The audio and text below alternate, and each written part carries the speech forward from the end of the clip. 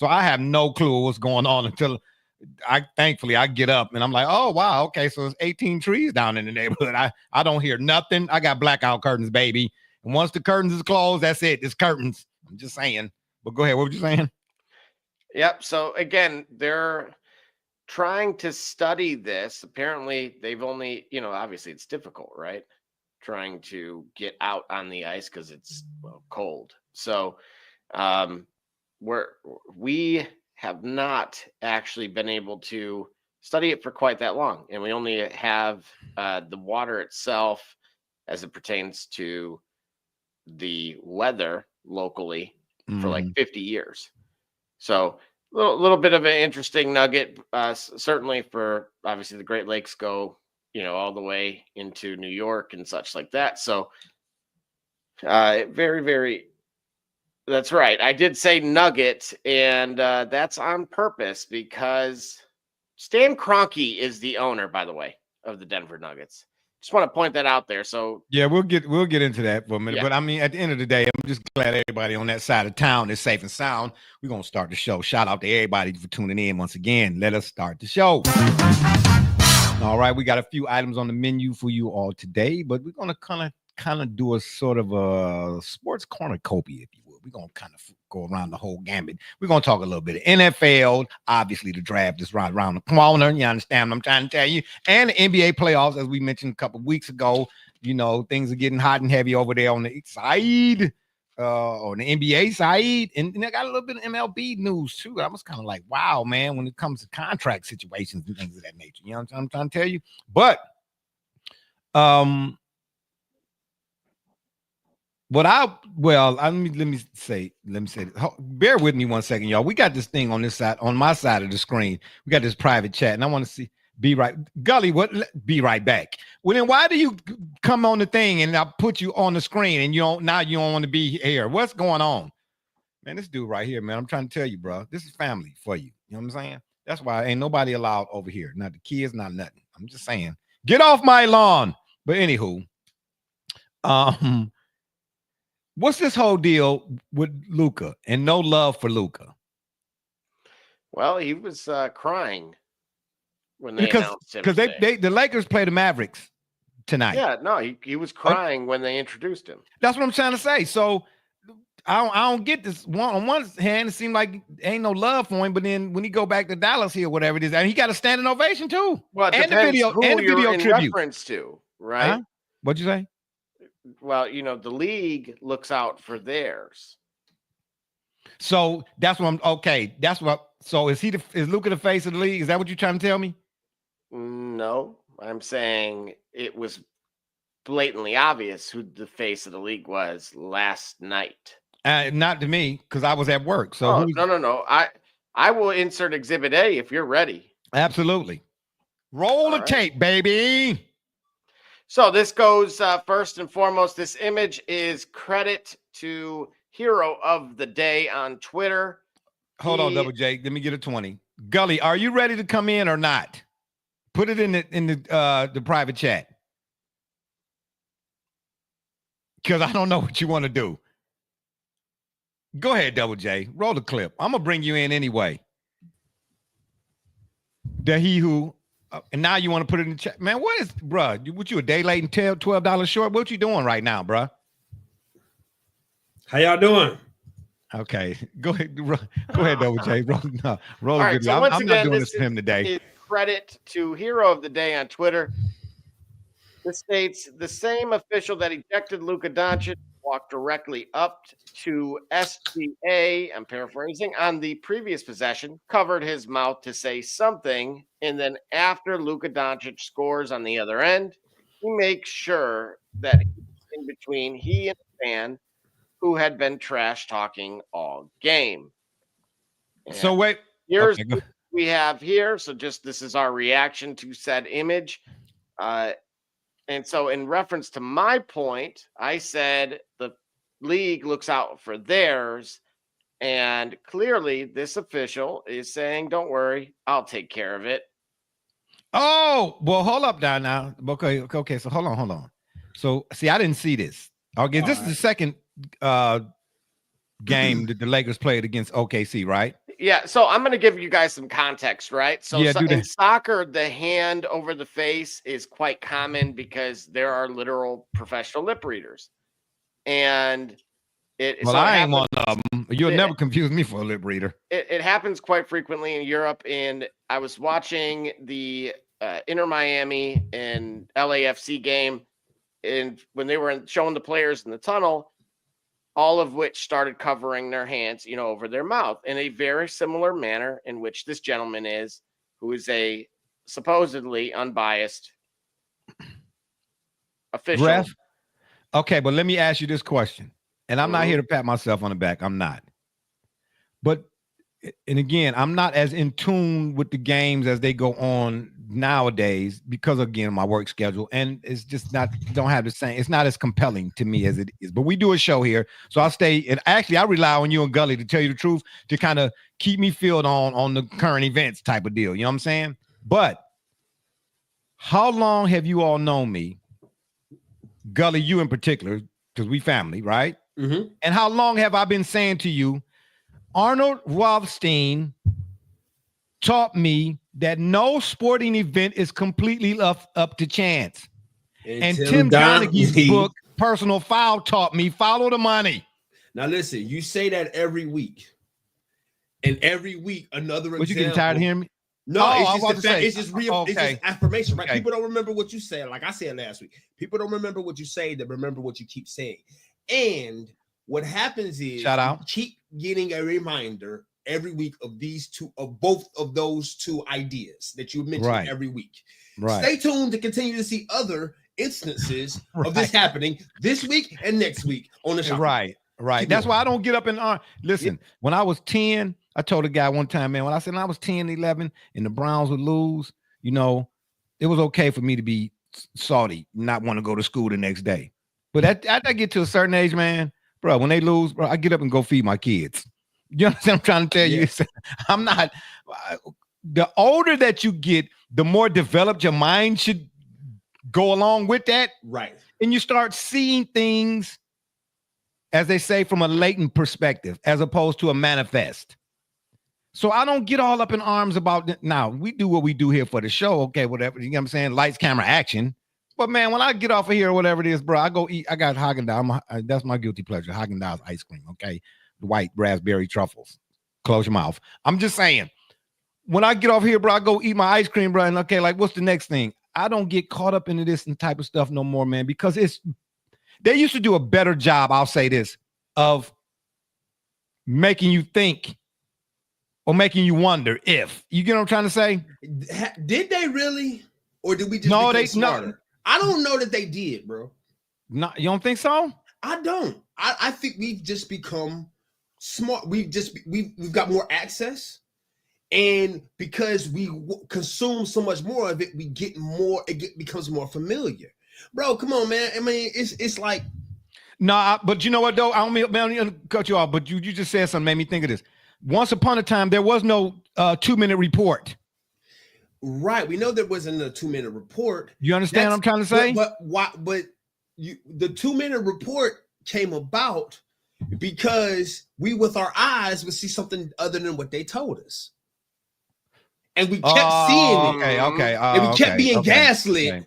Okay. Right, just like for all them years before Mark Zuckerberg had to testify before Congress, people was talking about, man, my phone listening to me. My phone listening to me. Every time I talk about something, I go on Facebook, I see an ad, and everybody would come on, and then it's the whole Mandela effect, or this didn't happen until we testified in Congress that there's a one-way signal. Yes, our phones are actively observing the environment to suggest different avenues by which our customers, being Facebook users, would want to interact with different products. So basically the phone was listening to you. Okay, so the farm movies such as Enemy of the State, what I'm trying to say? Right. Art was really imitating life. Art was life. Right. Why but what I'm saying is, stop changing the layout, please. Thank you very much. You saying y'all, and you and Jubba J. Jubba J. What? Have you ever seen a player get kicked out for a fan saying something to him? Yeah, I'm trying to figure out what. Okay, so you saying a fan said something, Okay, hold, back up, slow down. Let's go back up a little bit. Let's start from the beginning. Type. What are we looking at here as opposed? Okay, this is the same game. Okay, yeah, so and this is the immediately what followed. So he talks to SGA, and then okay, got you. wedges himself where the fan is and where Luka is, and then tees up Luka. When it was the fan that was talking. Okay, wait a minute. Run that back again, Double J, because now I'm over here and I'm over there. I'm on both sides of the street at the same time. So in this sequence though, who is you telling me? Because you saw the game, right? Yeah. Okay, Gully, did you see this game? No, because I didn't see this game. So Double J, you give me some narration in that instance. Well, again, what occurred is Luka went and scored on SGA. Okay. Then you see the referee, as those images showed, whisper something that he didn't want everybody to be able to try to figure out. Mind you, this particular fan had been talking the entire game. Bro, the parquet is now based off the parlay. Okay. Well, I know a lot of what people takes place on the parquet is based off the parlay number, and it landed right at 23, and then they booted him out. Follow the money. Oh, and right quick again for all my readers out there who like turning pages, if you have not done so, please go and get the book Personal Foul. And your perspective on watching NBA games in particular, but basketball in general, sports in general, it'll be totally different. You talking about clarity, bro? How long? When did that book come out? Because I got it, but I can't remember when it came out. 2010. Well, matter of fact, hold up. Yeah, hold on, let me see. Bear with me for 1 second. Well, bear with me, please. Can I get 20 seconds? I don't know, maybe 20-second timeout. Yeah, let's do a 20-second timeout until I come back right quick. Let's do that.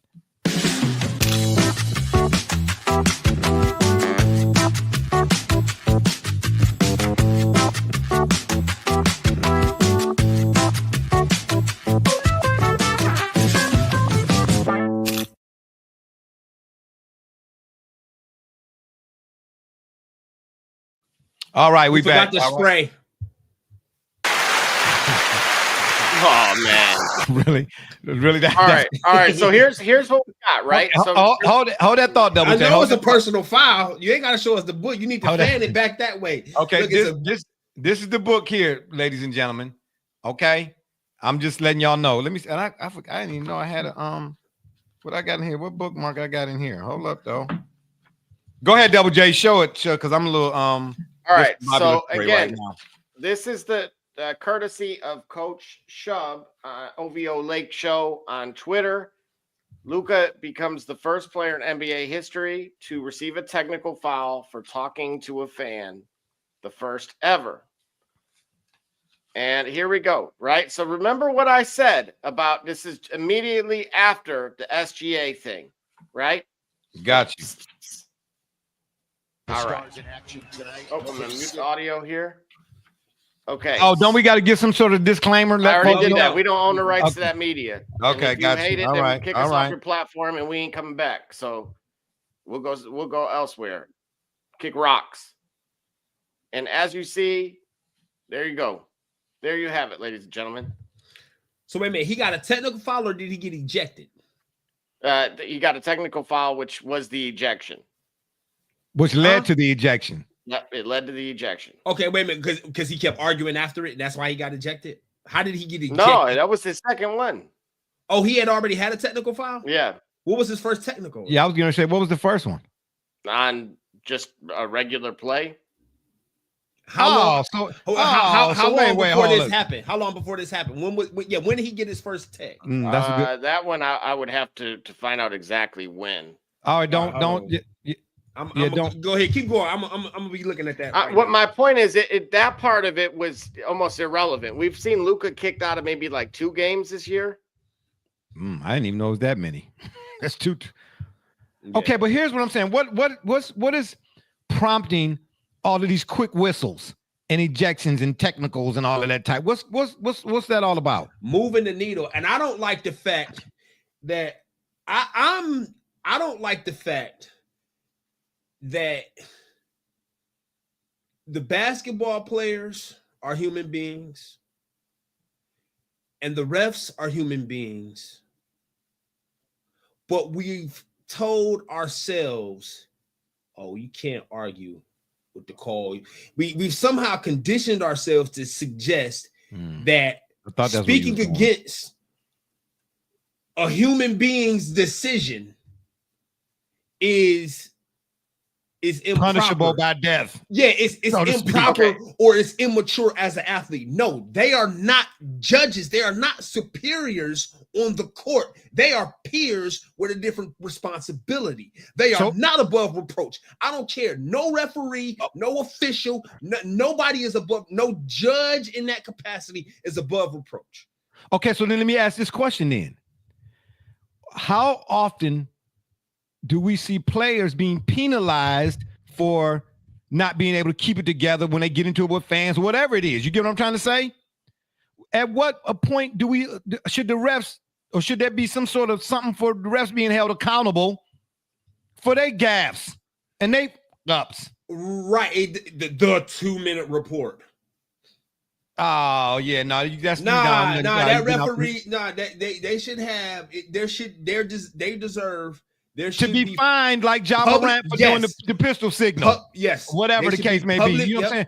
Start hitting them pockets, and hey, you might give all the calls to the Houston Rockets. I'm just saying. All right. So for the first technical, it was because he argued at the official and used vulgar language. Was this the same official?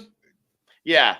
Absolutely. All right. Okay, so to give them their due credit here is JT Orr. Okay, so hold up then, Double J. Okay, hold up now. In this book, Donaghy says, let's go back, Gully. You go Spurs fans now, right? Yeah, Joey Crawford. Donaghy said in this book, he said, I knew what to say to my bookie when we would be in our ref meeting rooms. And I'm paraphrasing here. I might not have it verbatim, but when I knew that Crawford drew the assignment, like, so let's say the Spurs were playing the Nets, for instance. Yep. He said, I was going to the bookie like, hey, you know what to do. Right. You know what to do. Because Tim Duncan got kicked out of a game or technical he was on the bench, if I'm not mistaken. No, he got ejected from that game. Ejected from that game for what? Laughing? Yes. And Crawford, and listen, there's some stuff in here. Crawford said, bro, please go get the book, y'all. Just do me that favor. And then we can have a book report. I keep telling people, man, please start reading and stop watching them shows that they be doing the regurgitating and the specifications. We only going to talk about this week and all of that. You know what I'm saying? Anywho, I'm just saying. So as to your point, Gully, it's always been suspect. Yeah. Okay. We just wasn't seeing it then like we seeing it now. Yeah. Okay. All right. So you fast forward to this being the fourth quarter now. So again, that's that first one occurred the first technical in the third quarter. Okay. And now we're in the middle of the fourth. It is 107-106. Okay. And as I discussed a moment ago, you've seen the referee clearly say something to SGA. And here is the play that followed. Again, this is credit to OVO at OVO Lake Show on Twitter. And I'm going to play here with no audio. As you see, they're down 1. Luka goes and scores. Again, that fan is somewhere over here. Oh, okay. This is OKC. Okay. Oh. And he goes, what? It was the fan. So, but wait a minute. Why? I wonder why he's pointing at him. So the ref thought that Luka did something, but when it was really the fan that did something. Yes. He may have said something. Even I'm trying to see here if Luka did say something. But remember, look where the ref conveniently placed himself between him and the fan. Oh, so he put himself such that when Luka said something, he was looking the fan's direction, but the ref was there. So he talking to me? Yeah, you out of here. Yep. Conveniently.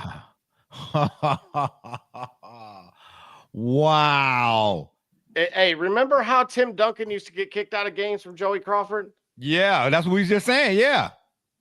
I'm pointing it out there that to me, if these sports books should be forced to void all of the wagers that were placed on that game. It should start costing them money, or they should be forced to pay out all of them.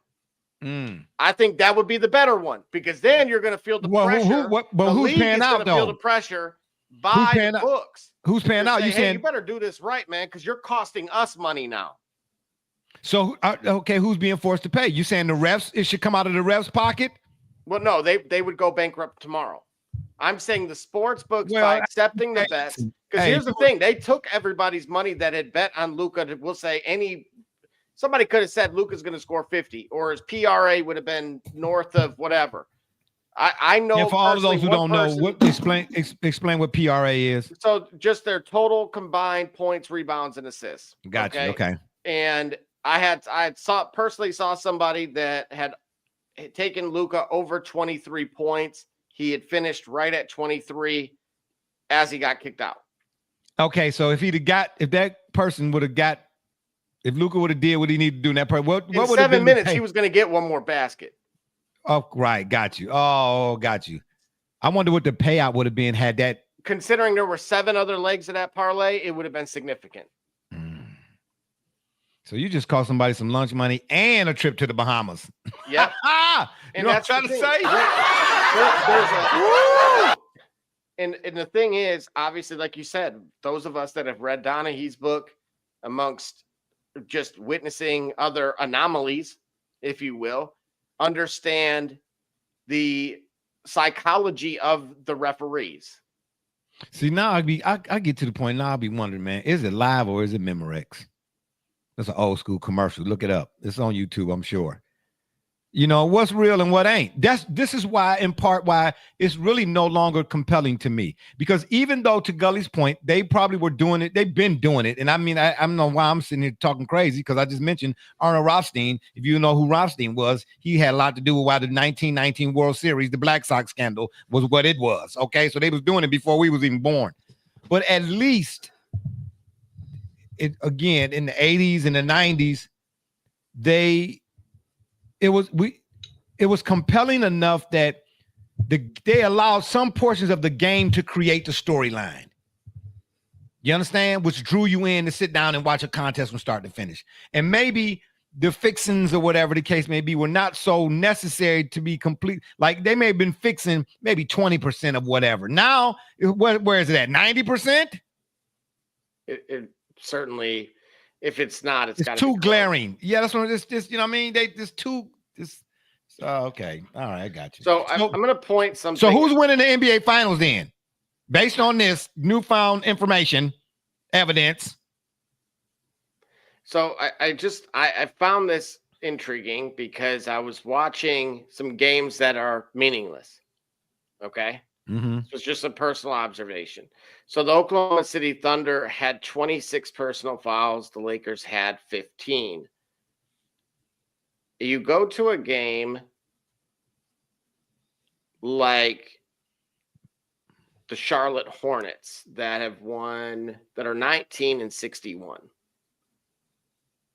with pretty much outside of Yusuf Nurkic, no other starter is you could probably name for the Hornets. Yeah, they're all out, right? I didn't even know Nurkic was playing for the Hornets. Well, yeah, he randomly came back. And so it couldn't help me with 2 threes though. And they had a total of 13 fouls. And wait a minute, wait. Please don't tell me you're going where I think you're going. So this is why the talk shows are predicated on the across the bottom of the screen, the questions that they ask. It's always about the Lakers or the Celtics or the Cowboys, that sort of thing.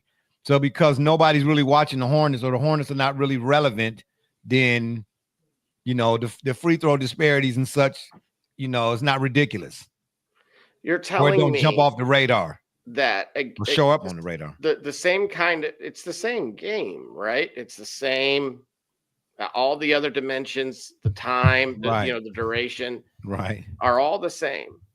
And you're telling me one had, they average about, we'll say, somewhere in the neighborhood of ranging of about 10 less fouls per game. Okay, so now so don't put that out there without. Why do you think that is?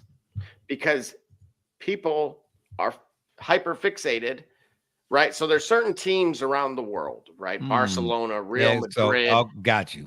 That Manchester City, no matter what, the money is going on them. And it's going to alter the line. We talk about often how these lines move, and it's from serious dollars going on something. Well, what happens when it's random team, the Eastern Michigans of the world that don't have those same sets of eyes on it? Well, there's less of a, you can call it more down the middle, or you might let things go. I'm telling you now, I would encourage any active NBA fan. I'm going to challenge you, actually. Most of you guys get League Pass anyway. If you bet $5 on one of those sites, it gave you League Pass for a quarter. So, yeah, right. So turn on the worst teams in the league and watch how different the game is officiated. So you want to catch them at their own game? There you go. Because I am smarter than they are. And that's how stupid they are. Or that's how stupid they think you are. Is that I will do it in front of you and you won't do nothing about it. There it is, people. In a nutshell, right? They say they dumb anyway. Yeah, you know what I'm trying to say. They dumb anyway, so just and what are we hiding it for? They brutal. Hey, okay, brutal. Hey, I'm just letting y'all know I was born that night, not last night. Ain't pulling no wool over your boys' eyes. You know what I mean? But anywho, at the end of the day, shout out to my man Luka for doing what he do, coming back to Dallas. What's the score in that game, by the way? It is currently 112-97. Lakers with 12 seconds remaining. Oh, okay. It should be. Yeah, I'm about to say. Why not even ask the score? All right. And Luka finished with 45. Oh, okay. And he gonna torch them for the rest of his career. Who? The Mavericks? Oh, yeah, right. Well, until they're in Vegas. Yeah. Well, regardless, he gonna torch. It don't matter. Franchise. It don't matter what uniform they got on Double J. I don't. Yeah, because I feel like when you go to the Lakers, that there is an esteem or a prestige that comes along with you playing for those two franchises in particular. You think so now? Really? Now? No, the historical precedent I think still remains. However, not everyone buys in. Hold on, let me finish. Well, more so than when it was with Magic and all of them. It's not a more so thing. I'm telling you, the prestige still abides there. That's the reason why LeBron went to the Lakers. Okay, but now the prestige is perceived. What I'm saying is, I think Luka wanted to do that for himself for Dallas. Whoa. He wanted to wanted to be where Dirk is in Dallas. There will also be Luka. Okay. Okay. And maybe in Dallas he was starting something, because now again, as I began this statement, there's a prestige that when you go into the Lakers or the Celtics franchises, it's like a Hall of Fame, if you will. It's like an elite fraternity. I got you. Right. Other franchises are notable, right? You could say that for San Antonio, but you don't really hear it for San Antonio. Strangely, though, the Knicks don't have a winning culture. I mean, they've only got they still call the Garden the Mecca of basketball type of deals. Yeah. Right. I got you. So while he lucked up in the sense of going to a franchise, a regal franchise such as Los Angeles, he wanted to do that for himself for Dallas, and they took that away from him. Now he's part of Lakers history instead of being of Maverick lore.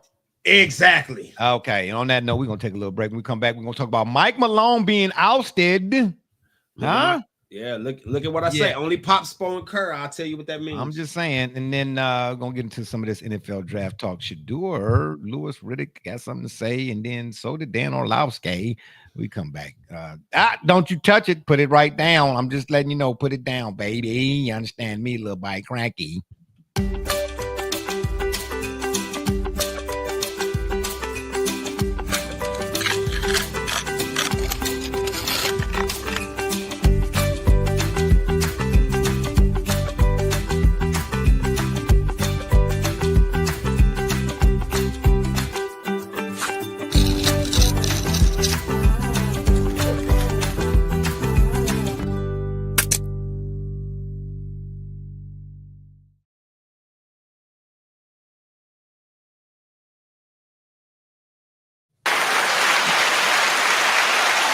All right, we are back. Double J, you got the other clip ready? The Mike Malone?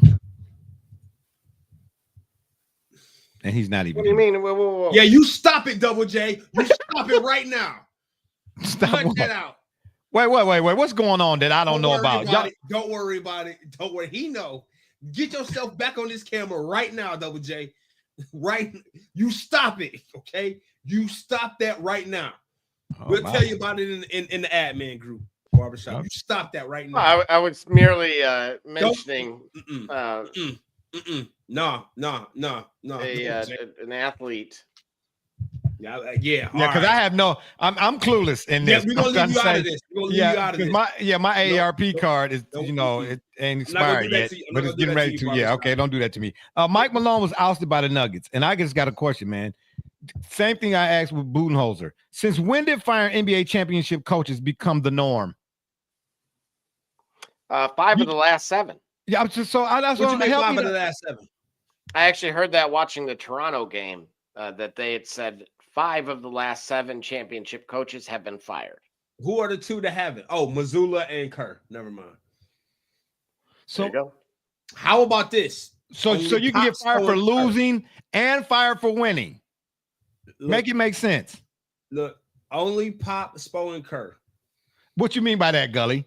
In the last decade and a half, these are the only title-winning coaches still coaching the team they won a title with. Shout out for that. You got to go back. Yeah. You got to go back 16 seasons. So is this a new trend? Hold on. Check this out. Pop, Spo, and Kerr. No, actually, Spo and Kerr.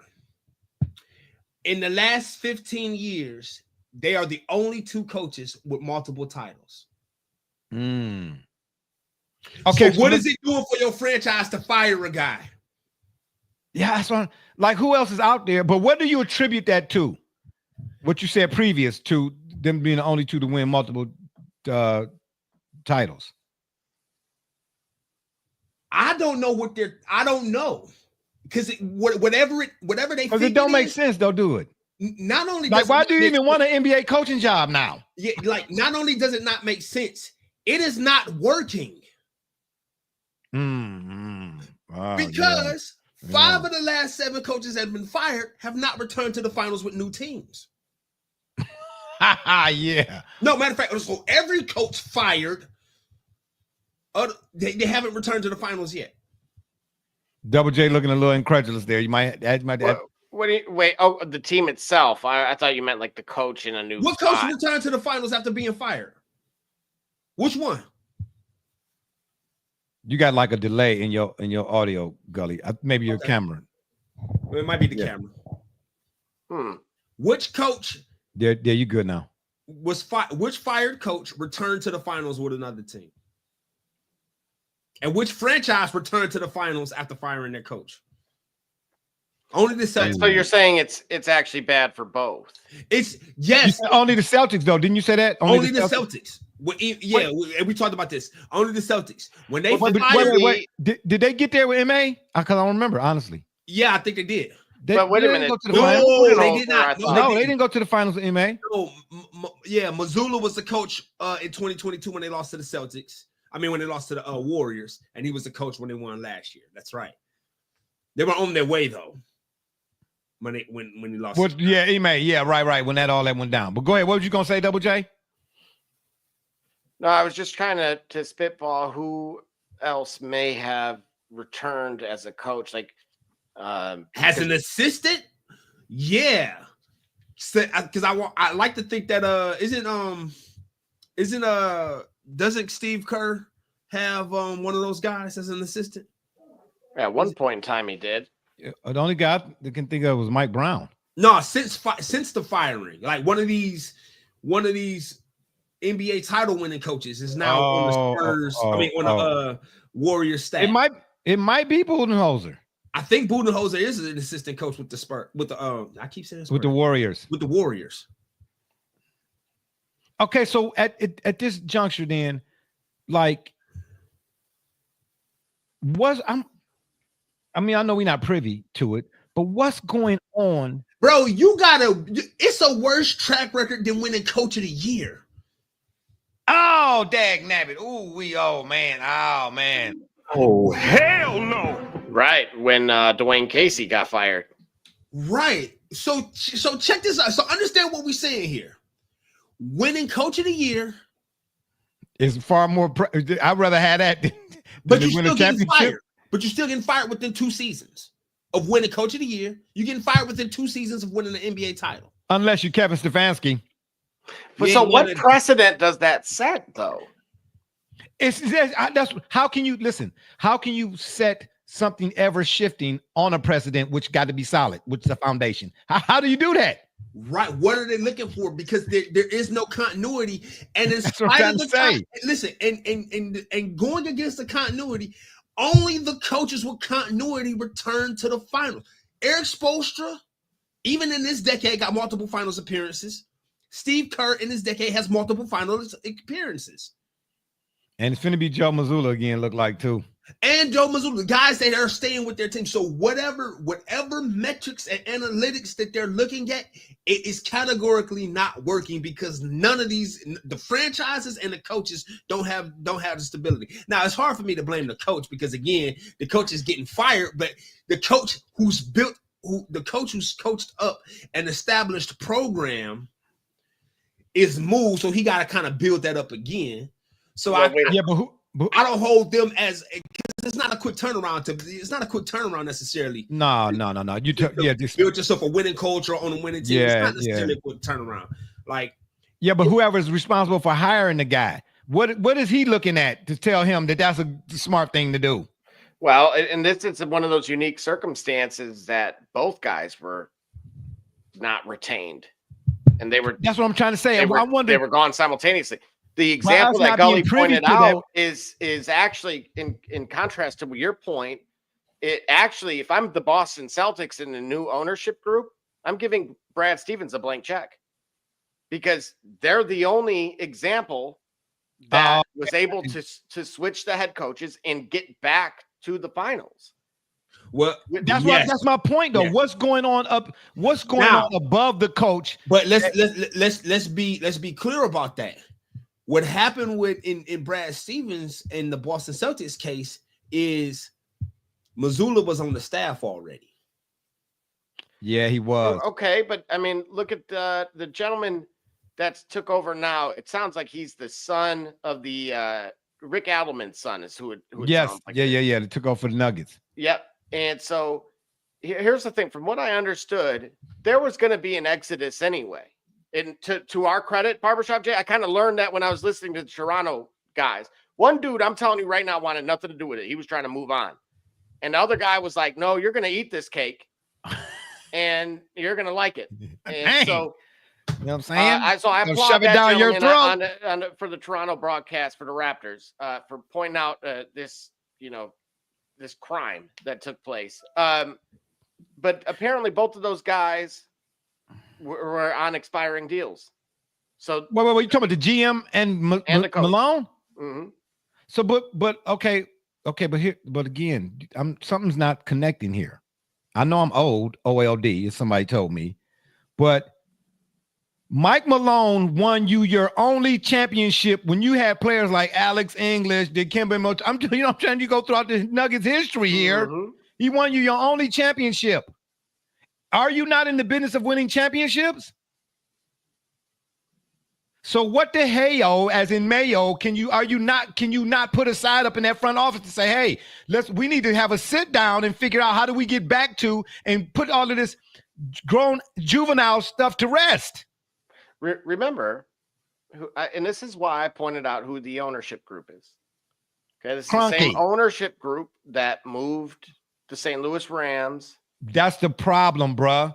The ownership. LA. Somebody needs to put regulation on ownership somehow, At one some way point, too. Colorado Rapids for the laughing stock in MLS. There is a pattern. He also owns a team in the UK.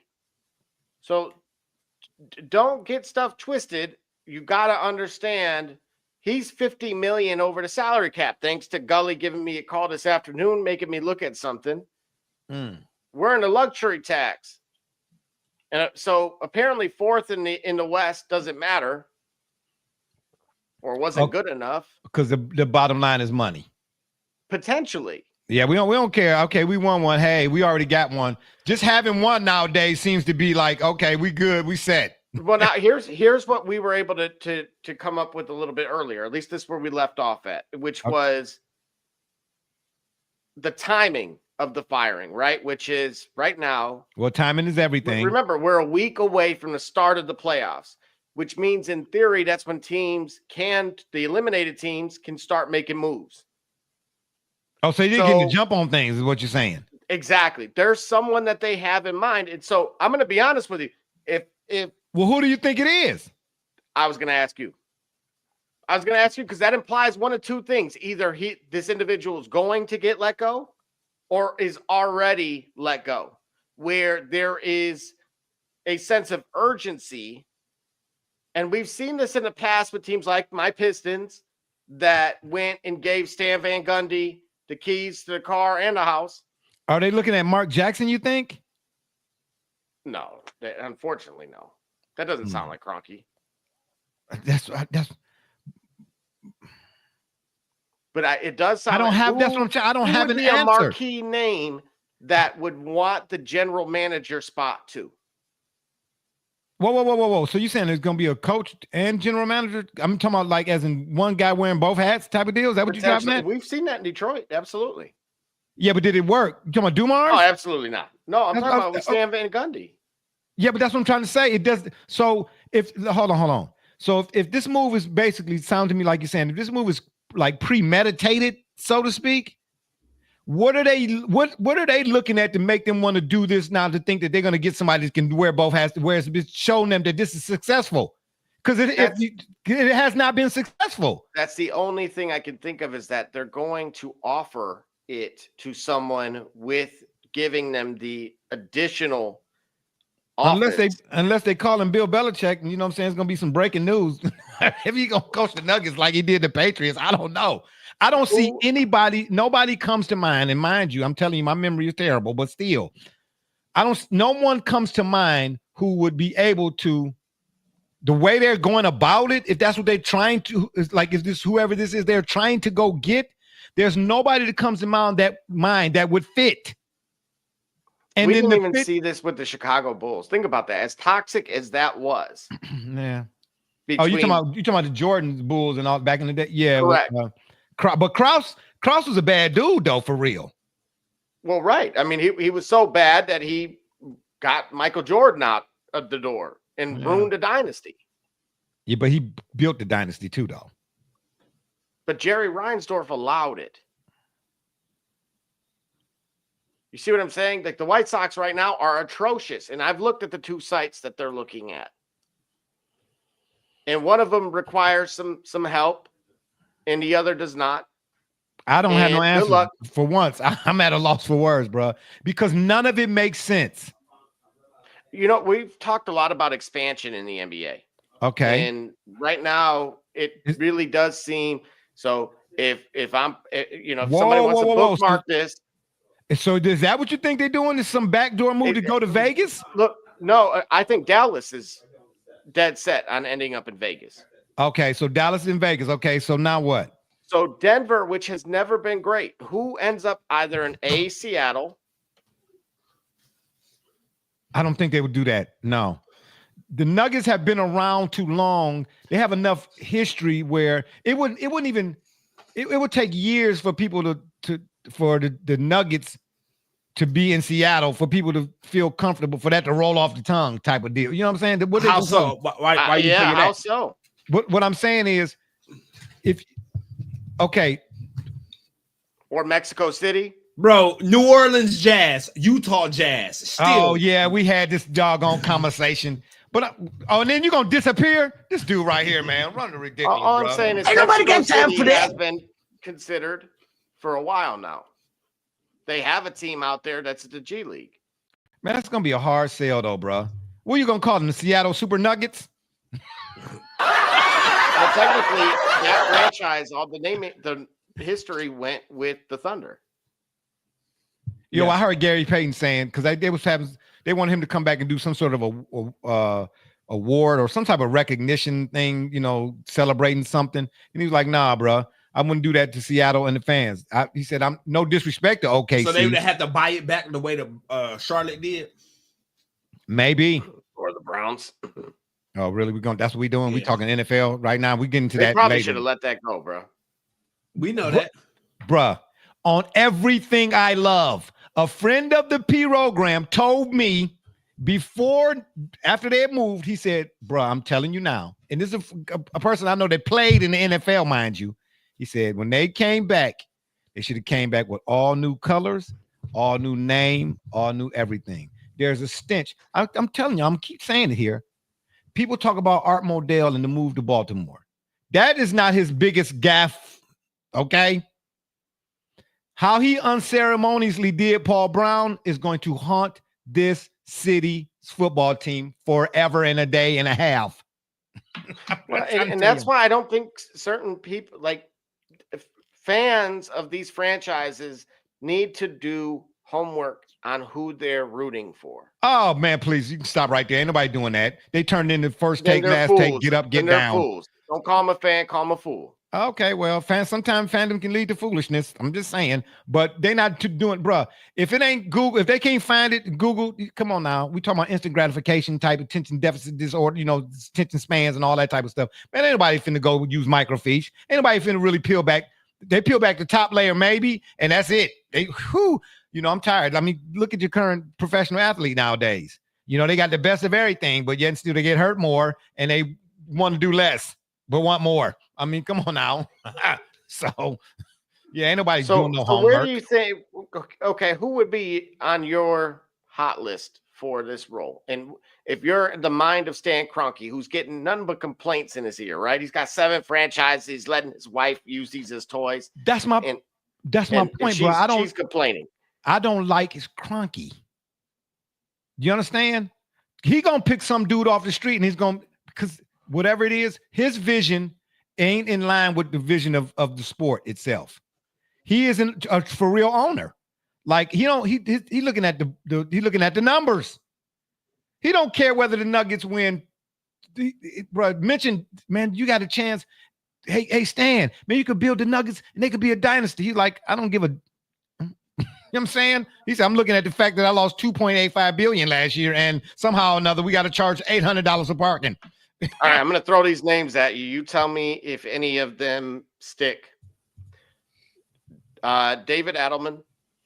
Gully, did I hear you playing some crickets in the background? Because that's what I'm trying to sound like. Keep going. Yeah. Frank Vogel. Hold up. I'm Frank Vogel sticks to me. Yeah, I'm. Why you say I think I'm saying? You see, I'm writing that. I'm writing that down. Go ahead, Double J. Go ahead. Mike Budenholzer. Okay. Quinn Snyder. Mike D'Antoni. Oh, absolutely not. No. Sam Cassell. Oh. What is that noise?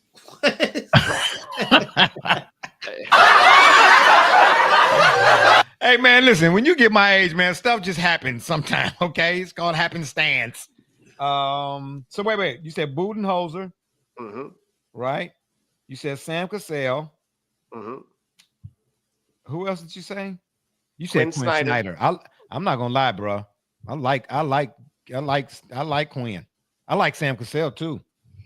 Actually, I like Vogel, Quinn, and Cassell, to be honest with you. But it sounds like it's a few more. Go ahead. Becky Hammond.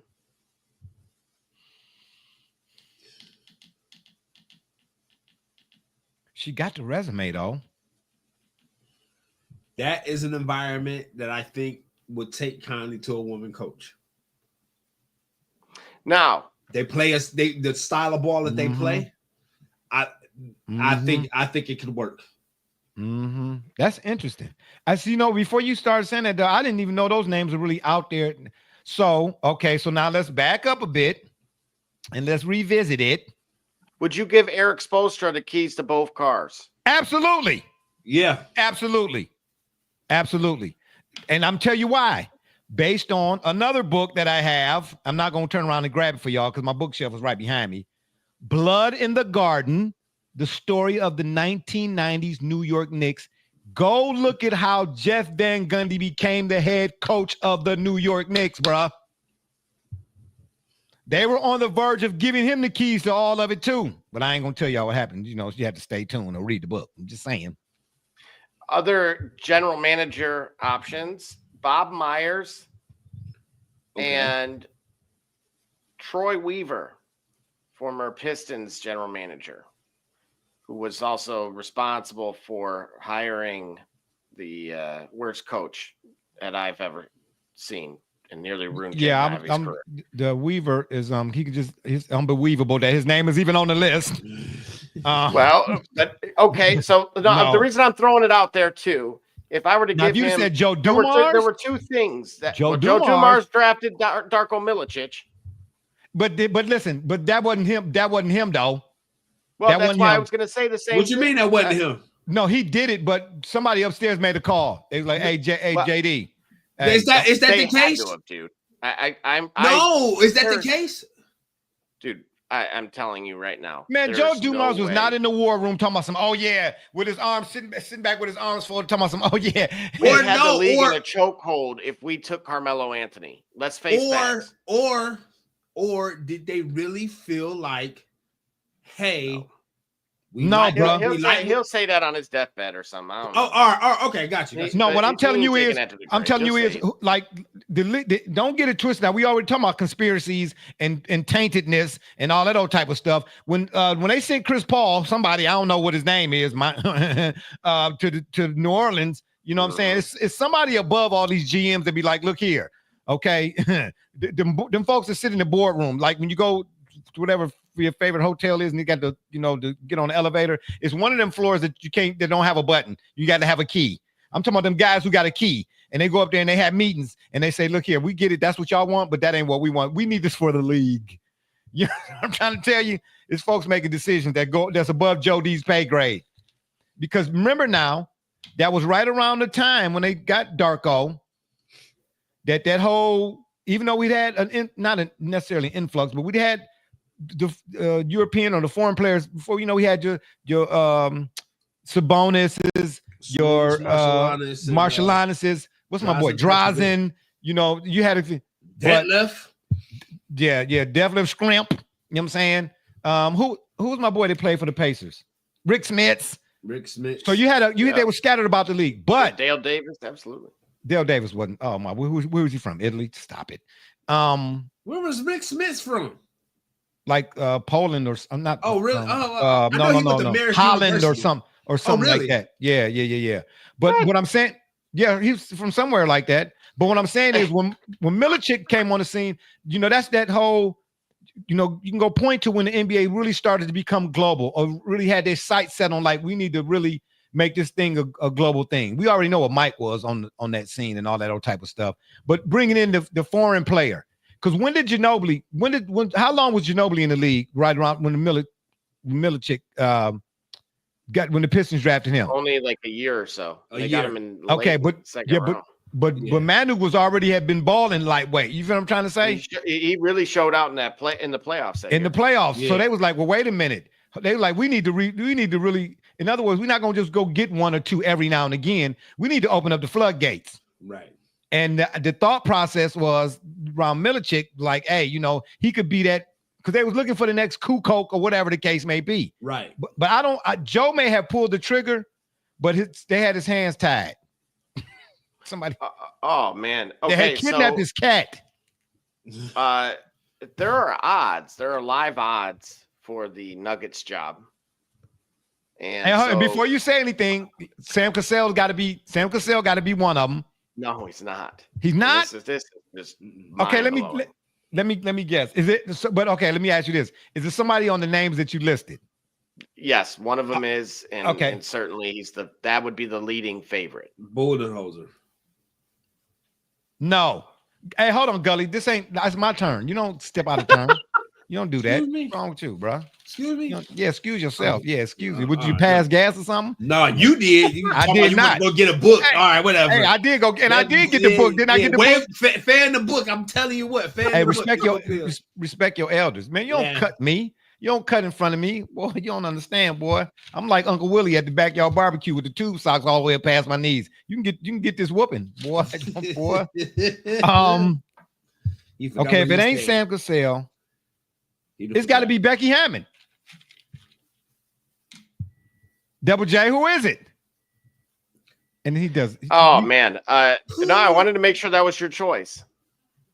But no, it's not. Oh, really? Man, where's Bob Barker when you need him? Hey, do y'all know The Accountant 2 is coming out? Yep. April. Hey, John Berthal is that dude. Are you serious, bro? John Berthal. I told you from The Walking Dead. We said this a week ago, folks. I'm sorry. I just had to keep saying it because I can't wait for it. Sorry. That's just me. Me and my son over here talking about some Miles Morales, Spider-Man 13. Man, please go and have a seat down, please. Sit down. Anyway, who is it, Double J? No, he didn't pick. Never mind, bro. You gotta. Well, Never mind, bro. Never mind. It goes 1, 2, back to 1. Okay, all right. The Boondocks then. Well, who is it, Double J? The suspense is killing him. Right. So the first is, of course, David Edelman. He is. Oh, wait a minute. 400. Hold it. And why? Because he's the interim? I believe so. Oh, this man. Is via a bookies.com. That is their odds, not anyone else. Oh, yeah. Well, anyway, where's bookie.com's at on the totem pole of bookies? That's a very good question. You know what I'm saying? And mind you now, if you know anything about the totem pole, the bottom of the pole actually is what most people think the top is. It's the foundation because the faces are inverted. Exactly. So bookies.com is at the top of the totem pole. And I don't mean like the front runners. Yeah. They should be on the back burners, if at all, on the stove. Man, stop it. Adelman. Second is Chris Quinn, the Miami Heat assistant coach. Okay. Thirdly is James Borrego from the Charlotte Hornets coach, former coach? Charlotte, former coach. Oh, He's with my!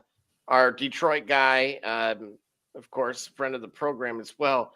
That is on the staff for him in New Orleans currently, or at least for now.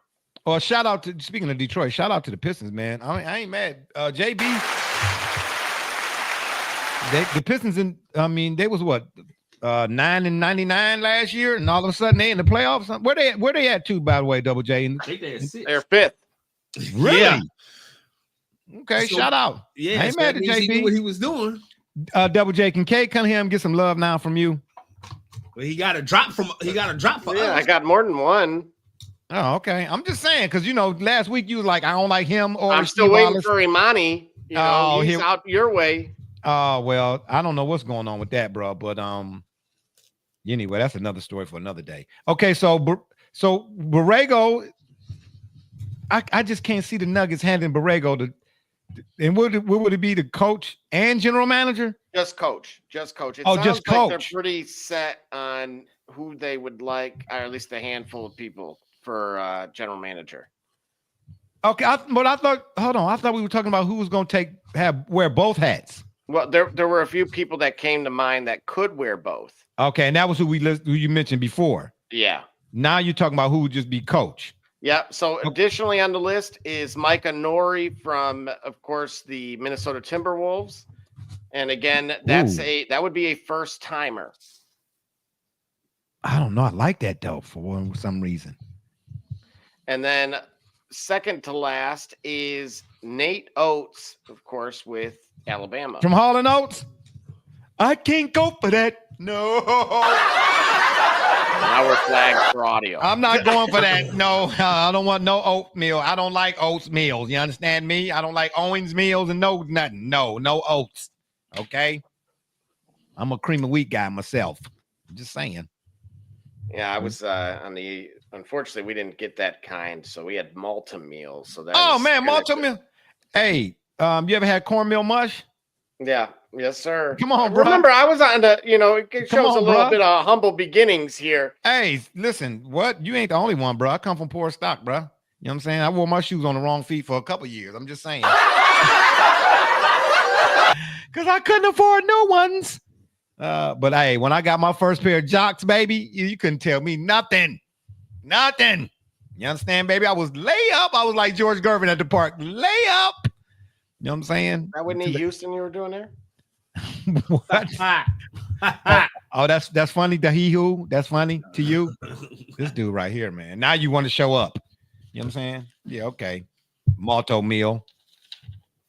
Hey, don't hate on Malta meal. Malta meal is a great, but put some butter in it. Oh man. Oh, stop it. You said that.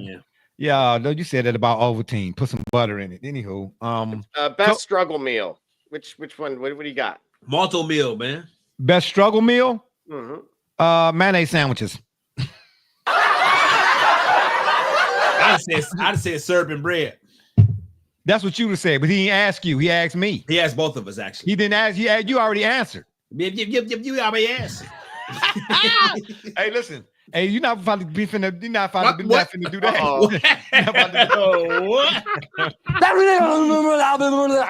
Yo, that's a sound bite.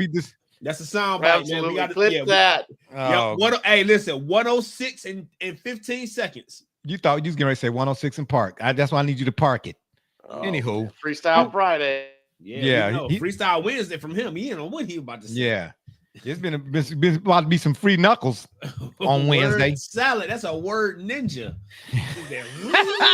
Blended all them words up. You said 3 different phrases at one time. Yeah, you know what? I'm gonna see you afterwards because this is, we ain't finna disrespect nobody over not wearing this shirt on the P program. It ain't finna happen. Well, y'all got me sadly mistaken. You about to be some slow singing and flower bringing up in here, boy. I'm trying to tell you. Let me take a sip of something.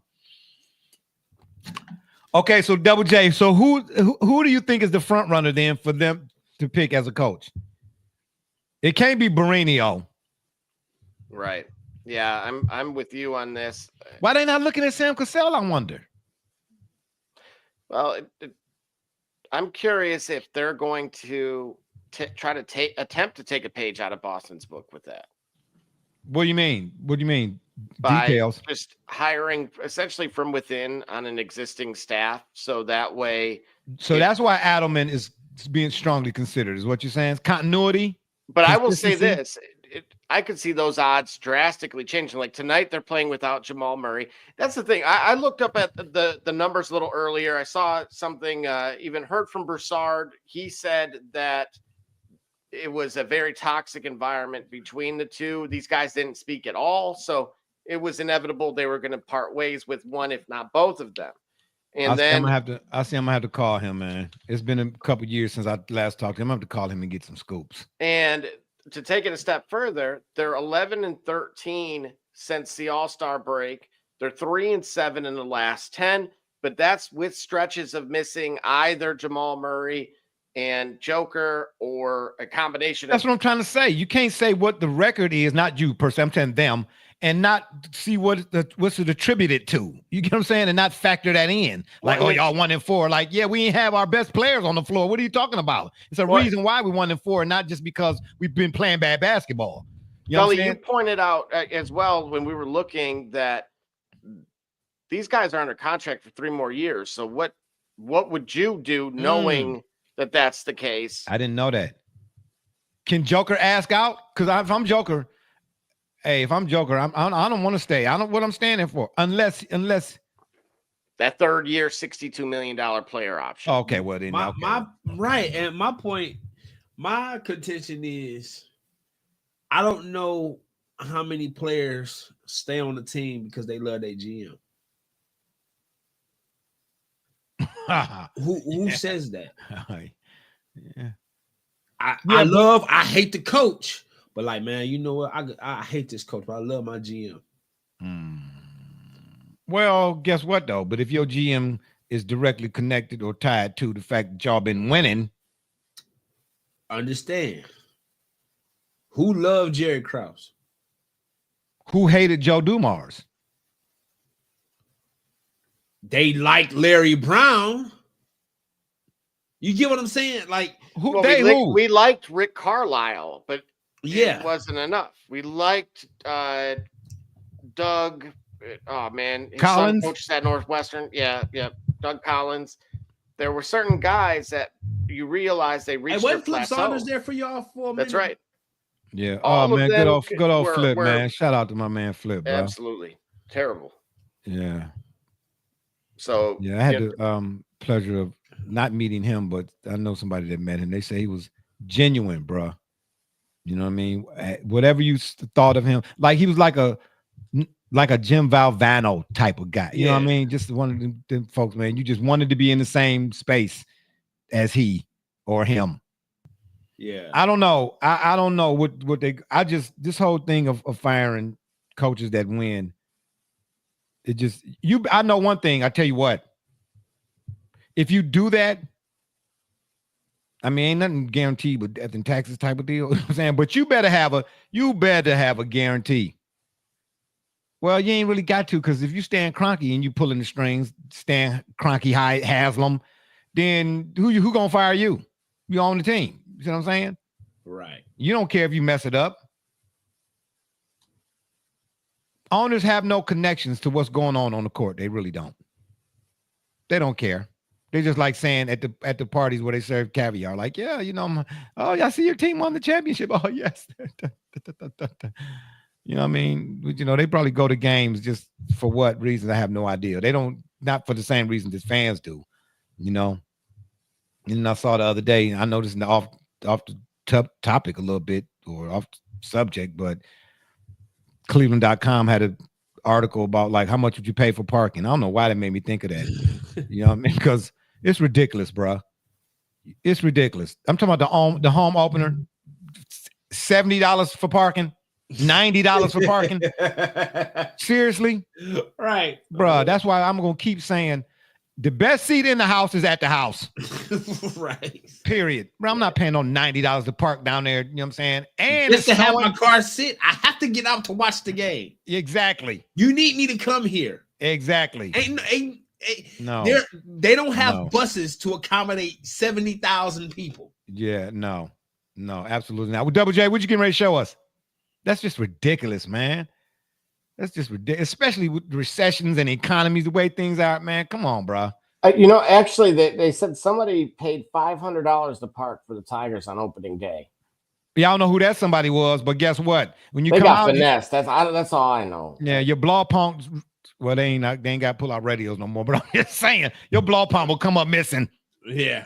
All right, and I'll sell it back to you then. Since you paying that for parking, trust and believe. Holler at me on Facebook Marketplace. Double J, what you getting ready to show us? It's whenever you're ready with the next topic. That's all. Okay. Is that my which one is that? My Louis Riddick Sheduer? That's that my Sheduer? No, that's a Dan Orlovsky. Okay. Well, you know, lastly, as far as I know, if the Nuggets are trying to mirror themselves after what the Celtics did, and that's not a bad thing, you know, it's you know, it's a copycat league, I guess. You know, you see what the Celtics are doing over there, and they've been built something. So you're like, hey, because would you say though the Celtics are kind of like farm to table? Yes, absolutely. Okay, but the Nuggets were too when they had the Browns and the Jokers and when they won the championship. Yeah. So the Nuggets are saying, okay, let's revamp this thing. Let's go back and do it this way. Is that what they're doing? So if if Adelman is your guy because that's how you're thinking, or somebody in that building, that's how they're thinking, then I ain't mad at you. All right. When we come back, we're gonna get into some of this NFL talk. Sheduer Sanders, from my understanding, his stock is dropping. Why? We'll answer that question and more when we come back here on the P-Rogram. You listen to the Shop Report with Barbershop J, Jubba J, and D.A., the he who, Helen. We'll be right back. I ain't selling. It's K Cunningham, and you watching the Shop Report. I'm Homie Diallo, and you watching the Shop Report. My name's Chris Murray, and you're watching the Shop Report. Oh, you're Jay Knob, you're watching the Shop Report. Max McKee, you're dropping in on the Shop Report. Barbershop J, Quentin Hines, Super Bowl champion. I'm ready. Let's do it. I'm on. Hi, I'm Mars Man, works at Mercury Stadium, and you're watching the Shock Report. Hey, I'm Billy Butler, and thank you for watching the Shop Report. Hey guys, I'm Les Norman, former Kansas City Royal, and you're watching the Shop Report. Commander Brown, Detroit Rivers Mountain Training, and I'm watching the Shop Report. Hey, this is Doug Flynn of the New York Mets. Well, a few other teams, of course, too. And you're watching the Shop Report.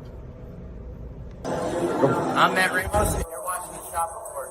How you doing? I'm Rajay Davis, and you're watching the Shop Report. How you doing? This is Nelson Figueroa, former Major League pitcher with a lot of teams. You're about to listen to the Shop Report. Hey, this is Howard Johnson. You're watching the Shop Report.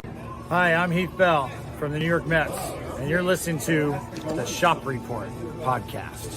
Yeah! Hey, I'm Josh Tolley, former catcher of the New York Mets, and you're watching the Shop Report. This is Edgardo Alfonso for the Mets, and you're listening to Shop Report. Hey, this is Doc Gooden, and you're watching the Shop Report. Hello, this is Mike Hampton, and you're watching Shop Report. Hey, this is Herman Harvey, former NFL offensive lineman with the Cleveland Browns and the Baltimore Ravens, and you're listening to the Shop Report.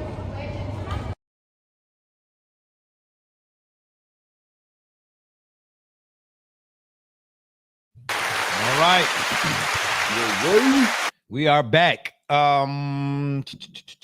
You're listening to the Shop Report. Yeah. I like that. My dude right there. Shout out Double J. You gotta tell him to call me, man. You know what I'm saying? We gotta have, I don't drink no more, but we can crack a Pepsi or something.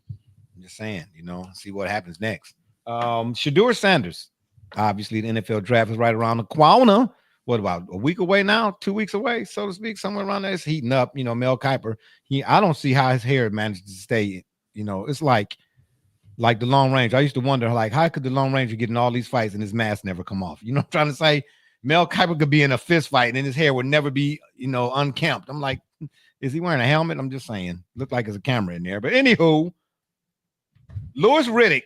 Louis Riddick is my dude, bro. When he come to, his player talent evaluation talk type stuff, okay, like E.F. Hutton, I be listening. And he says Sheduer, he said he don't think Sheduer Sanders wants to be taken by any of the top teams in the draft. What's up with that? I get it.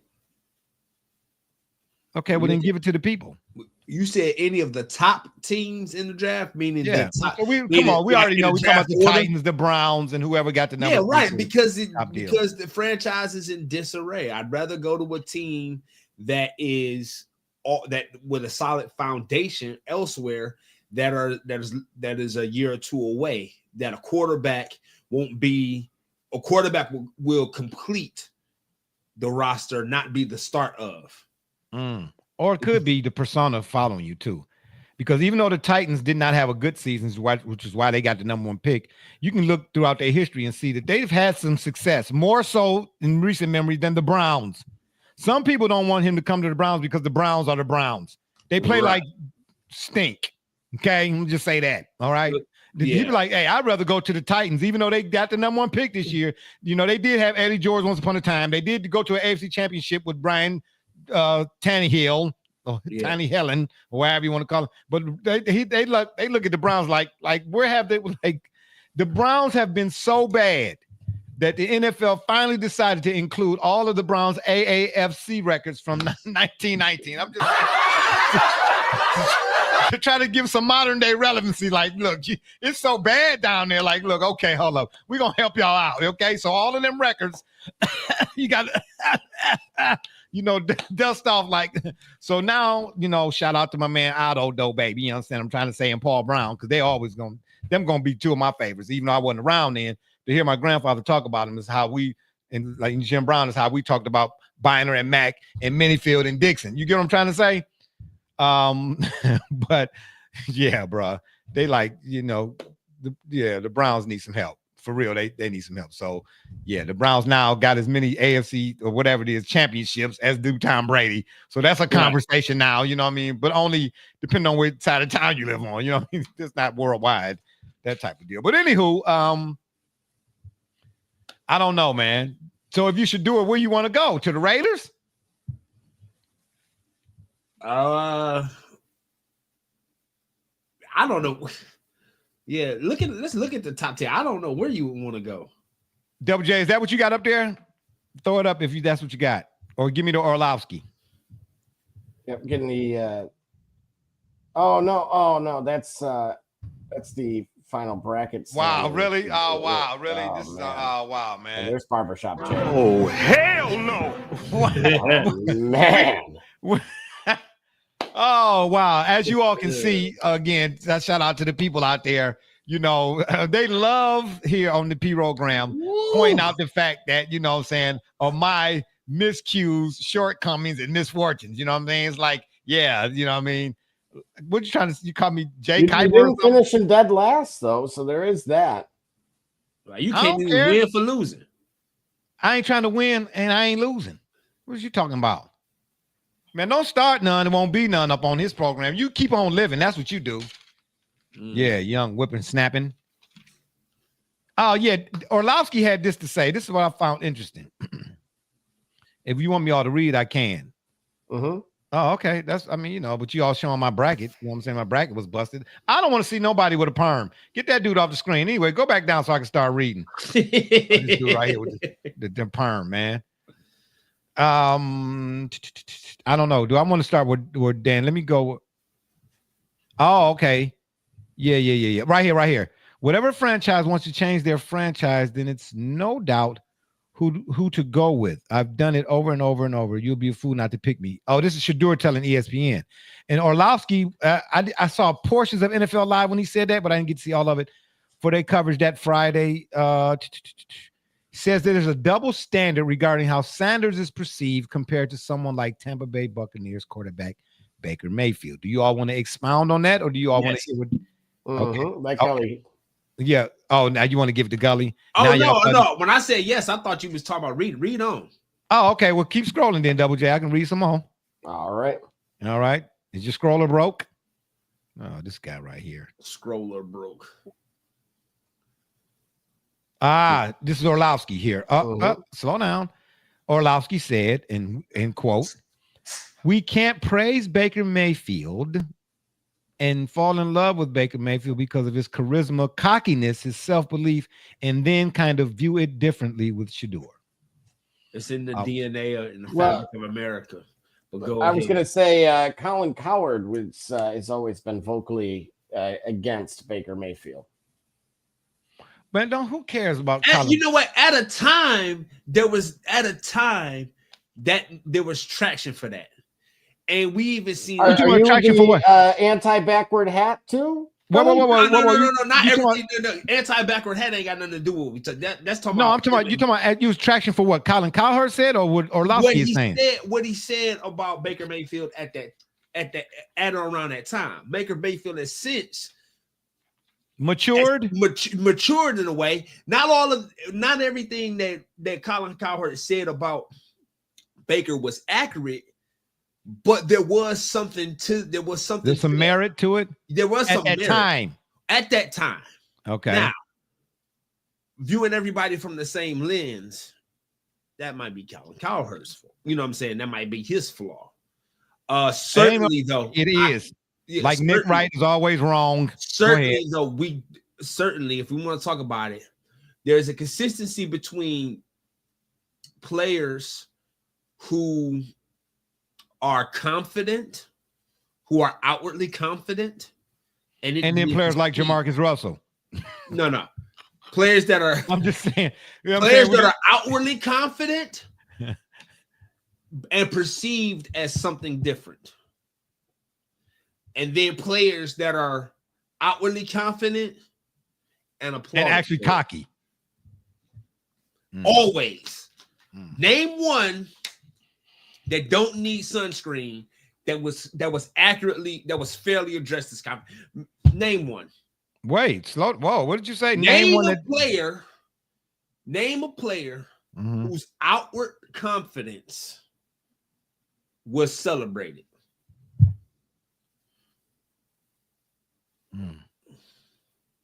How far back I gotta go? It's only really been one. Jordan? No, Deion. Oh, every other player. Hold on. See, when you said name a player, I'm thinking we're talking all sports. You talking about football? Well, you know what? Okay. Yeah. I'm talking about football because you know okay. what? Yeah, football, right? Oh, and oh my goodness, let me give a shout out right now to Wayne Gretzky, to Ovi passing Wayne Gretzky's all-time goal score. But bruh, hey, you see how they handled that whole thing? Wait a minute. You know what? That's crazy though. For as popular as Sid the Kid is, Ovi has passed it. Yes. That's wild to me. Yes. But the thing is, the way they handled that whole thing, Gretzky said he would want to be there for when whoever broke it, you know what I'm saying, when he broke it. It was not this guy got to be in front, so everything I say about him is right. That guy got to be in front, so whatever I say about him is right. I'm just saying, if we look at how Alex Ovechkin and Wayne Gretzky in hockey handled this whole who passing who thing, okay, versus how some other folks in some other sports, you know what I'm saying? The latter pairs in comparison. I'm just saying. Well, hold on, wait a minute. Wait. Yes, it does. Reggie Miller, when Ray Allen passed his 3-point record, Reggie Miller took that with Reggie Miller took that with, I'm talking about the one that come out of everybody's lips every single day at 2 or 3 o'clock in the morning, bro. We tried, though. We got an hour and 26 minutes. I'm just saying. We got an hour and 26 minutes. Double J. Saying. We almost got that. Might have been is that the new record? This might be. Yeah. Hey, listen. Hey, don't listen. We don't do almost only counting hand grenades and horseshoes, man. Nobody. You know what's crazy about it? Who you calling crazy? You know what's crazy about it? Don't. He was actually in the clip that we was talking about at the beginning of the show, and we thought we was good. He was actually all in the video, and we ain't say word about. We all up in the video. Right. First of all, I did that on purpose. I threw y'all a curveball. Okay. That was my skiing curve. You get what I'm trying to say? Skiing, baby. Man. I would do it. That was a backdoor slider. I'm trying to say. I'm just trying to say, bro. You know what I mean? Oh man. But at the end of the day, is Orlowski right? Absolutely, he's right. Okay. Absolutely is right. Now, is he why? For obvious reasons or Because reasons that nobody's discussing? Well, right. He can't say what you can't say that even in this. But he did though, in so many words. No. He didn't say it. Oh, here we go. You gonna now? You want to be particularly? No, because you read the text and you read between the lines. You know they were printed in a pretty specific font, black and white. But you read the text, you can read between the lines for sure. He couldn't say it because he didn't have to. To me, there wasn't no reading between the lines. To me, it was like, wow, like bam, right. Okay. Exactly. But we're irrespective of the type of climate we're in, the type of environment that seems to be hospitable to diversity, that issue still remains. Certain players can't be sick. Whoa. How in the world is this country in particular hospitable to diversity? Disney. That network really owns ESPN. Oh, okay. Well, you got me there. But even still, he couldn't say it. Even on that platform with that voice, he couldn't say it. He couldn't say it directly, but so on this platform, you in your own words, tell me what is he saying that he couldn't say on Disney? Black players can't say that they're good. They have to say something about, oh, I just try to do the best I can. You know, I just go out there and try to win for my team. I'm just practicing doing my no, I'm good because I put the work in. You can't have that. Remember, who's the guy that got into it with Floyd Mayweather on interview? Who was his name? I don't know. Oh, the announcer, the longtime announcer. Oh, Merchant, Larry Merchant. No, that was after a fight. He had a big argument. Basically, the whole segment was him and Floyd just arguing. And historically, they hadn't. It ain't Joe Rogan. Was it Joe Rogan? No. And they have had previous interactions that didn't go south the way this one did in particular. Because what was the discussion about? Why you think you the greatest of all time or something like that? Yeah. It was. You're talking about the reporter because it was Larry Merchant in the ring. No, it wasn't Larry Merchant right. It wasn't Larry Merchant I'm talking about because it was around speculation between why he wasn't going to fight Pacquiao. But this was so we were talking about between 2000 and 2000. Oh, you talking about that far back? Really? Yeah, but point is, it was publicly on the show. It was like the whole segment. It was an interview, and then it just went left. And the guy just went in on him because Floyd Mayweather is the best ever. That's how he proclaims himself. He's the best ever. He's braggadocious about it, but he's reassuring in a way that Muhammad Ali was when Muhammad Ali said, "I'm the greatest." Black athletes can't say that. They've never been able to say it and be like, "Oh yeah, show you right." Never. Not even when Muhammad Ali was saying it. But do you think when Muhammad? But Aaron Rodgers could run the table. Oh, discount double check, baby. Right. But I'm wondering though, to some extent though, if Brett Favre. Oh yeah, whoa boy, let's not go down that. Well, so in other words, even though they try to sell us on different strokes for different folks, not being like that's not what we do. Oh, we don't do that. We like, your actions belie your words. Right. Okay. And we're watching the guy who puts the work in.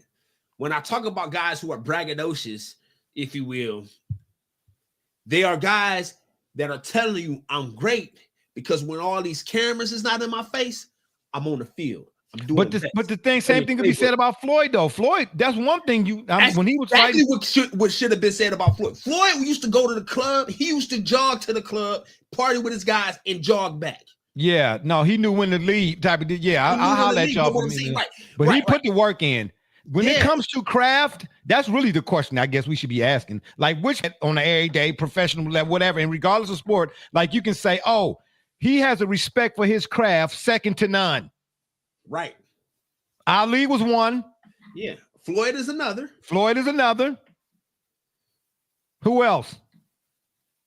Who's has bragging? Deion Sanders was. Obviously. Bo Jackson. Right. Okay. Who in the NBA currently could you say that about? Well, who in the NBA could you not say that about? Well, that's I'm going 2 for 2, baby. 2 for 2. Same time, man. Same time. Same time, man. Same time. Yeah. Well, I'm glad you guys said that because how do you feel about this? I've been saying this all along. Bruh, dag nabbit double J, because I thought you was going to show me the clip where Wait a minute. What have the Mannings been doing for decades? Yeah. I'm kind of lost. Well, I mean, controlling where they went when they did it. Remember, Peyton could have left his junior year, stayed for his senior year.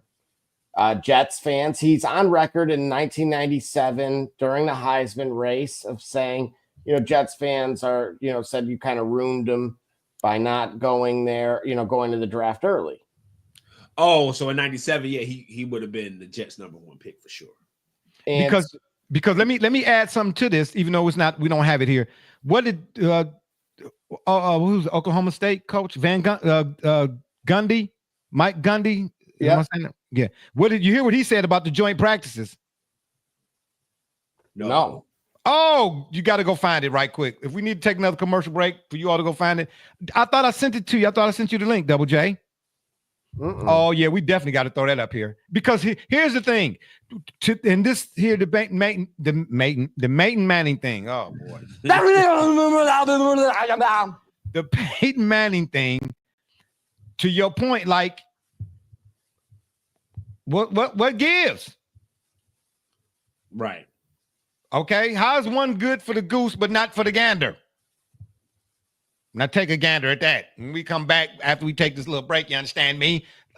Please look that up. We definitely want to read that on air because that was going to be my last thing about all the and we tying all of that in. I got it here. Okay, all right. I don't know. Y'all want to go to one or no?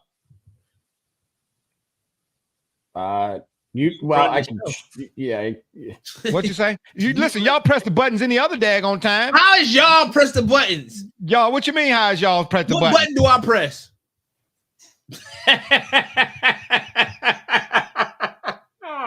We put him in timeout. Don't do that. Oh boy. Okay. Anyway, you're gonna. I don't understand how you find that so funny. Yeah, we're gonna take another one. When we come back, we're gonna finish this up. We're gonna get up out of here because I got stuff. Oh, that's funny. Oh, this is so disrespectful. We're gonna have a don't disrespect your elders day. That's what we finna have. I'm Jordan Gudeman, and I'm the founder and CEO of Eddie G's Cookies. I was first diagnosed with a nut allergy when I was young. At the time, there weren't a lot of labeled items that said if there may contain nuts or there are nuts in the food, so my brother and sister and I baked a lot at home, and we enjoyed treats from mixes and things like that, but I noticed that it was not the same as what my friends were enjoying, and I started making up my own recipes. When it was time to pick a career, I decided to start a bakery so I could share my treats with everybody else. When I started creating my recipe, I was taking in all the things that I thought I was missing out on. A soft, chewy center, a crisp outside crust, and a taste that is just like it came out of the oven at a bakery. When I put all those things together, I had come up with a recipe for a dream cookie. Eddie G's Cookies only uses the finest ingredients. We have all natural flavorings, no preservatives, and every cookie is made in a nut-free environment. The best part about Eddie G's Cookies is that they can be delivered right to your door. You can share them or not. We won't tell.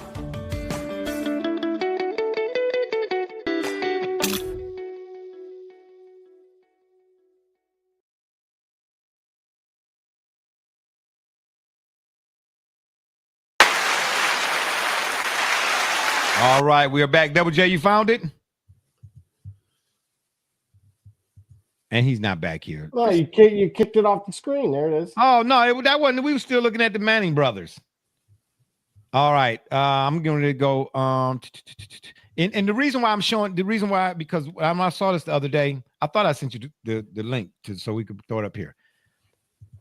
This whole Sheduer, then this conversation about, like, when I said different strokes for different folks.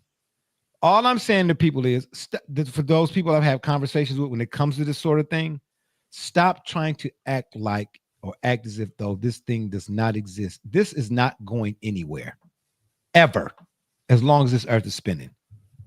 As is and will be our discussions on it. Okay, we're not sweeping this stuff up under the rug.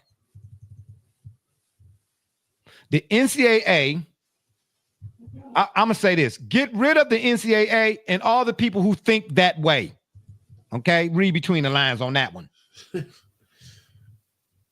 Huh?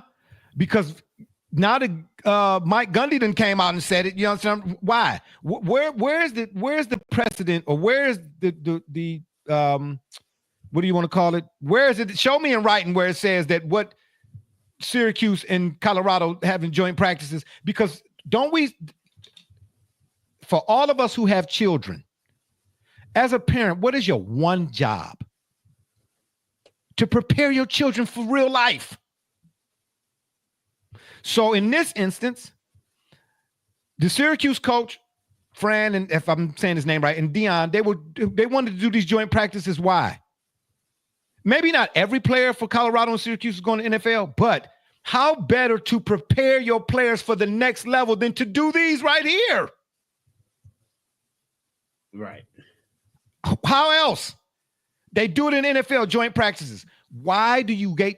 This is why we see so many young dudes who now, they talent say draft them. They talent say they professional, but their style of play is putrid to say otherwise. And then we'll say, oh, he a bust, and he just because he's not being properly prepared for the next level. Gundy is basically asking. I don't even need to read this. You know what I'm saying? I mean, I'll say it. I mean, I mentioned the other day. I just thought of the deal with Oklahoma. Excuse me. Let me highlight this because it's kind of small on my screen. Okay. Anyway, I'm gonna start from where it says the NCAA. The NCAA stood firm in its opposition to joint college football practices last week when it denied a waiver request from Colorado and Syracuse. The Division I FBS Oversight Committee rejected the proposal, despite both Deion Sanders and Fran Brown publicly advocating for it. Longtime Oklahoma State coach Mike Gundy previously suggested the idea of a home-and-home spring game series against rival Oklahoma, something that would need approval from the NCAA. Gundy questioned the NCAA's power to enforce its rules when asked to comment this week. I mean, I mentioned it the other day. I just thought of the deal with Oklahoma. I think it's a good deal. I would like to do that. I would like to practice against them. I'll be honest with you. I'm not going to waste my time on who's going to determine what the rules are anymore. Shout out to him for that. Because essentially there's not really enough of them to follow. And I'm not even sure how they have the grounds to say you can't do it. If somebody just goes and does it, what are they going to do to them? Huh? Right. Huh? But the idea that Deion and this other guy decided that they was going to do it, don't listen. Like Orlowski, okay? We saying it, but we ain't saying it. Okay, we Disney. Just saying. You know what I mean? Don't get it twisted why it was a quick no. That's all I'm saying. And then like Gundy was like, yeah. Okay, I want to know too. Like, why not? Now they got to talk about it. And I wonder why.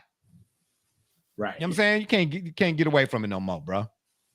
You can't get enough. What's interesting additionally with this is that this is in an era where they've removed, like a lot of teams have taken spring games away.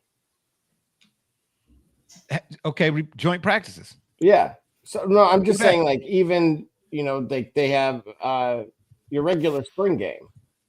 I know, but they need to bring it back. They need to joint.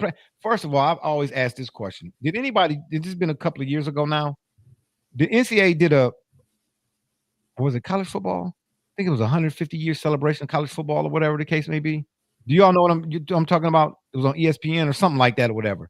And they talked about the NCAA's inception and why it was necessary back in whenever college football was, in the late 1800s or something or another. Players were getting killed, so they needed some sort of governing body. Right. But here we are in 2025. I've been asking this question. Why is there even a need for the NCAA anymore? Why? Should not universities and schools police themselves? I think we're headed there. Okay, well, we not get hello. We not okay. We have technically until 2034. Now we doing technicals, man. People's parlays is being busted for Luka and refs. You know what I'm trying to say? Ain't nobody waiting on that. I'm trying to say no. Well, I'm saying that the schools themselves, their agreement with them expires in 2034. Well, listen, they amended the Constitution. Okay, all I'm saying is somebody needs to come back to the the table way you like, can hey, do it you know without what? paying them. That's what happened now?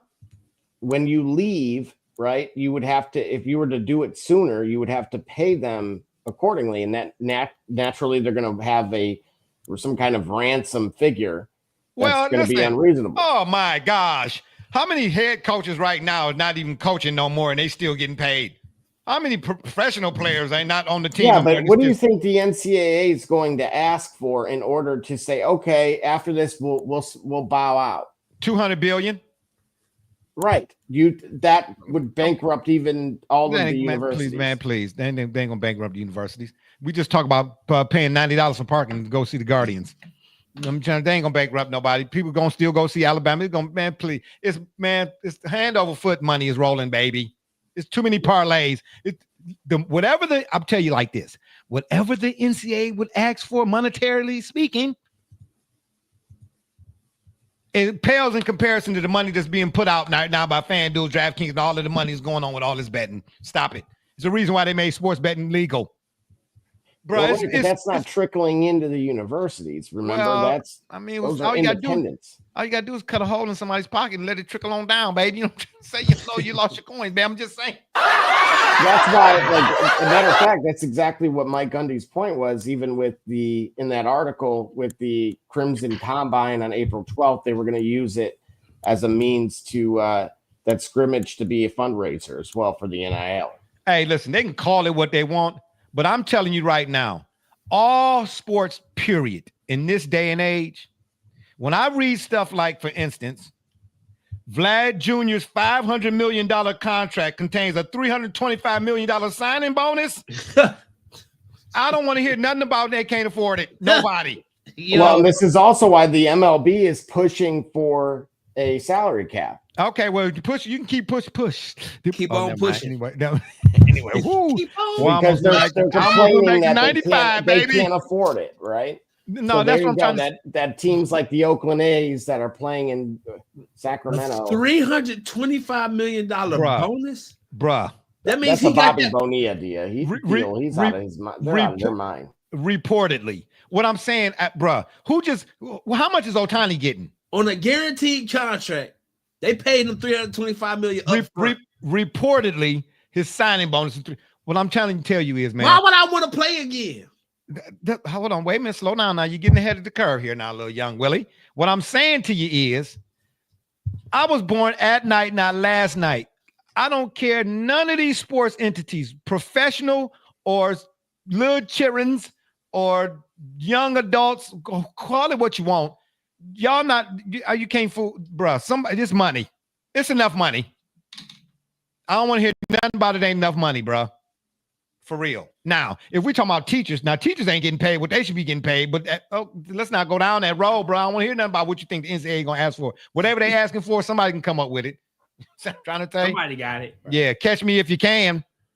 I'm just trying also, his residence is in Florida, so no state tax. Yeah, but a gallon of milk is $26. So trust me, Lee, they making it up on the back end. Talk to that prime minister up there. Well, I'm just saying. You know what I'm saying? Vladimir Putin. I'm just saying, bro. At the end of the day, man, I don't want to hear nothing else about the NCAA. The NCAA needs to be done as an entity, first, period, foremost, and absolutely not. And who cares how come and who done it and why? Okay. Anywho, and on that note, I'll leave you with this quote: "Don't follow the majority, follow the truth." Ooh. Say that again. Don't follow the majority. Follow the truth. Okay, it's been fun, but we got to run. Don't forget to check us out every Wednesday. Right quick, might not be no show next Wednesday. A little postal business jumping off. I don't know just yet, but I'll keep you all abreast and let folks out there know what the deal is. But anywho, any other time right here, you know what I'm saying? 9:30 p.m. Right here on the yard. Did I say on the PM side right here on the yard? Excuse me. Or y'all can check us out on Facebook, Twitter, Instagram, the shop's fan page, and of course YouTube. And please make sure when you're over at the tube, please hit that subscribe button. We'd be much obliged. And if that don't work, y'all can Google it. For my dudes, Be Rich, Double J, D Gully, and all those who follow and support us, I'm Barbershop J. You've been listening to the Shop Report. And remember, the next time y'all want to know what's really going on, man, come to the shop. Walk-ins are always welcome. Holla at your boy. I'm out.